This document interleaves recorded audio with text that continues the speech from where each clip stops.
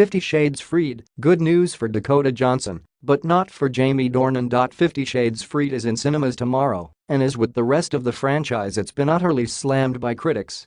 The film, starring Dakota Johnson and Jamie Dornan, has had terrible feedback across the board, with 1- and 2-star reviews leaving the movie with an embarrassing 7% rating on Rotten Tomatoes. That, for what it's worth, is even lower than 50 Shades Darker, 10%, and 50 Shades of Grey, 25%. But, in line with the previous movies, it's not all bad news. Dakota Johnson's portrayal of Anastasia Steele has actually been praised. The reception is significantly colder, though, for Dornan, accused once again of phoning in his performance. In a 1-star review for The Guardian, Benjamin Lee said, "As usual, it's left entirely up to the beleaguered Johnson to make any of it even remotely watchable. She remains a compelling presence, trying her darnedest with lifeless words, but, again, she's stranded by the energy-sucking vortex of nothingness that is Jamie Dornan." The critic adds that the fall actor is better than this, and his boredom is lazily apparent.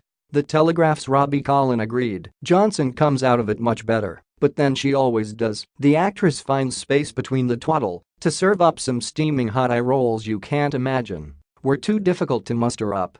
Dornan fought so valiantly with his dialogue in parts 1 and 2, but in this one he just looks spent. Johnson and Dornan do their best with the material as well, and, at least for the former's sake, Anna Steele has a minimal sense of humor and a bit of life to her, The Hollywood Reporter concurred. Christian Grey, on the other hand, is such a bore that Dornan seems to be doubling down on the stiffness and gives his line readings like he's reciting from a teleprompter. Variety claimed that Johnson's inherent likability as a performer is all that's keeping Anastasia, a notionally independent career woman who veers between seething assertiveness and spineless compliance at the script's will, from sliding off the screen entirely.